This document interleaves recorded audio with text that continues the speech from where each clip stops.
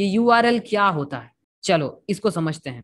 तो मान लो कि पुराने जमाने में, मान लो क्या, पुराने जमाने में चिट्ठियां जो भेजी जाती थी, तो कहाँ से भेजी जा रही है और कहाँ को भेजी जा रही है, वो चीज उस पर लिखा होता है।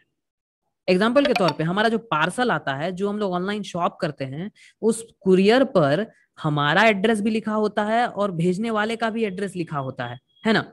ठीक उसी तरह ये जो यूनिफॉर्म रिसोर्स लोकेटर है, ये बताता है कि उस रिसोर्स, जो रिसोर्स आप ढूंढना चाह रहे हैं, जिस चीज को आप इंटरनेट पर ढूंढना चाह रहे हैं, उसका एड्रेस क्या है, वो कहाँ पे अवेलेबल है। एग्जाम्पल लेते हैं एक, देखो एग्जाम्पल है हमारा एक, सब लोग इस्तेमाल करते हैं इसीलिए ये आसान रहेगा, facebook.com। तो ये जो facebook.com है, it is a URL. URL मतलब ये बता रहा है कि एक ऐसा कंप्यूटर सिस्टम कहीं रखा हुआ है जिससे हमको कनेक्ट होना है। तो हम क्या करते हैं, वेब ब्राउजर ओपन करते हैं और वेब ब्राउजर में www.facebook.com लिख देते हैं। तो यहाँ क्या होता है, www.facebook.com लिख दिए, तो ये facebook.com it is a URL. ये ब्राउजर जो है वो कैप्चर करता है, वो समझता है कि हमने एक रिक्वेस्ट किया। अब उस रिक्वेस्ट यानी कि उस यूआरएल का एक्चुअल एड्रेस फाइंड करता है, मतलब जो यूआरएल हमने डाला उसका एक्चुअल एड्रेस क्या है, मतलब पूरे इंटरनेट पे उसको चिट्ठी भेजनी है, उस जहां भेजनी है चिट्ठी वो एड्रेस क्या है। तो वो इस यूआरएल की मदद से पहले वो एड्रेस निकालता है और उस एड्रेस पे आपका सिस्टम कनेक्ट कर देता है। जैसे facebook.com हम जैसे ही लिखते हैं, इसका एक एड्रेस फाइंड होता है, उस एड्रेस पे तुम्हारे सिस्टम को जाके कनेक्ट कर दिया जाता है। अब वहां पे तुम अपना आईडी डालो, पासवर्ड डालो और अपना अकाउंट ओपन करो। अब इस बीच में क्या क्या चीजें काम करती हैं, तो सबसे पहला है हमारा कंप्यूटर सिस्टम, जहां पे ये www.facebook.com ये पूरा का पूरा हमने टाइप किया। अब हमको इंटरनेट कौन दे रहा है, इंटरनेट देने का काम कर रहा है आईएसपी, यानी internet service provider. ISP internet की सर्विस प्रोवाइड करने वाला ये जो बिचौलिया है, इसको इंटरनेट सर्विस प्रोवाइडर कहते हैं। हमने जो रिक्वेस्ट किया वो आईएसपी के पास गया, अब उस आईएसपी ने हमको इंटरनेट से जोड़ रखा है। ठीक है, ये है तुम्हारा इंटरनेट। इस जाल में फेसबुक जुड़ा हुआ है, गूगल जुड़ा हुआ है, जूम जुड़ा हुआ है, या फिर अगर कहो तो एक बहुत बड़ा एग्जांपल माइक्रोसॉफ्ट जुड़ा हुआ है। ये हो गया तुम्हारा फेसबुक, ये हो गया तुम्हारा माइक्रोसॉफ्ट, ये हो गया तुम्हारा गूगल, ये हो गया तुम्हारा जूम।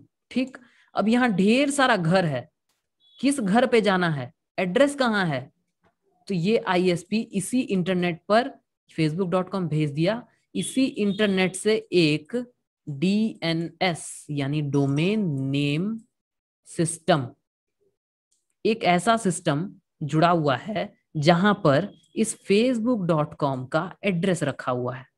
ठीक, अब ये facebook.com जो है वो आएगा तुम्हारा इस डीएनएस के पास, डीएनएस के पास इस facebook.com का एड्रेस रखा हुआ है समथिंग समथिंग, यहाँ facebook.com का Facebook equals to something something 192 point कुछ कुछ कुछ कुछ, ये एड्रेस रखा हुआ है। वो एड्रेस ट्रेवल हुआ इंटरनेट पर, ढूंढा, क्या ये जूम का एड्रेस है, ना, गूगल का एड्रेस है, ना, ये माइक्रोसॉफ्ट का एड्रेस है, नहीं, फेसबुक का एड्रेस है, हाँ फेसबुक का एड्रेस है। तो यहाँ पे एड्रेस मैच किया, अब इसको ये हमारे कंप्यूटर सिस्टम से कनेक्ट कर देगा। चिट्ठी भेजा गया, तो चिट्ठी कौन से एड्रेस पे भेजा, उस एड्रेस को पहले इस डीएनएस के पास ले जाकर के वेरीफाई किया गया, देखा गया कि facebook.com का एड्रेस क्या है। उस एड्रेस को यहाँ हमारे इंटरनेट पे फाइंड किया गया और उसको हमारे डिजायर्ड सिस्टम से कनेक्ट कर दिया गया। अब इस बीच में दो चीजें आती हैं, आप लोग इंटरनेट जानते हैं, ये सारी वेबसाइट्स जो हैं सब लोगों ने यूज की है, जानते हैं, आपका सिस्टम ये आपको पता है। अब हमें जानना है कि ये जो आपका आईएसपी है वो क्या करता है। तो जैसा कि नाम है internet service provider, ISP is nothing but internet service, PROVIDER, ऐसी कंपनी जो हमें इंटरनेट से जोड़ने की सर्विस प्रोवाइड करती है, इसीलिए इसका नाम है इंटरनेट सर्विस प्रोवाइडर। उसके बाद ये कुछ नहीं है, सिर्फ और सिर्फ आपके रिक्वेस्ट को अपने पास कैप्चर करेगी और इंटरनेट पर ट्रैवल करने के लिए भेज देगी, बस इतना ही करती है। हमको ये इंटरनेट से कनेक्ट किया तो हमारा सारा डेटा इस ISP के पास जाएगा, उसके बाद इंटरनेट पर ट्रैवल करेगा। अब इसी इंटरनेट पर एक DNS जुड़ा हुआ है, इस DNS को क्या कहते हैं, तो डोमेन नेम सिस्टम। ये डोमेन नेम सिस्टम क्या कहता है कि हम किसी भी वेबसाइट का जो नाम है उसका एक एड्रेस और उस वेबसाइट को स्टोर करके रखेंगे। इसी DNS पे रजिस्ट्रेशन होता है।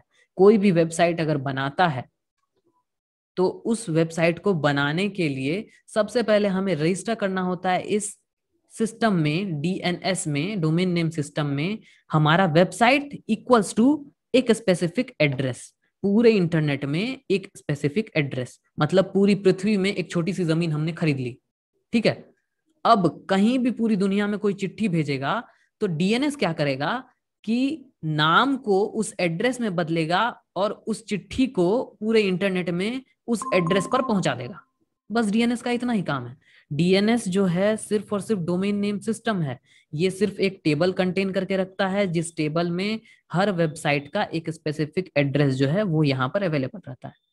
तो फिलहाल आज के लिए इतना ही। अब अगर आपको किसी टॉपिक का एक्सप्लेनेशन चाहिए हो, किसी स्पेसिफिक टॉपिक का एक्सप्लेनेशन चाहिए, या कोई टेक्निकल वर्ड समझने में परेशानी होती है किसी भी टॉपिक पर, तो आप वो कमेंट में ज़रूर लिखिए। मैं पूरी कोशिश करूँगा कि उस टॉपिक पर भी वीडियो बनाऊँ और आपकी समस्या दूर करूँ। मिलते हैं हम लोग अगले वीडियो में नए टॉपिक के साथ। खुद को खुद से बेहतर बनाते रहिए। धन्यवाद।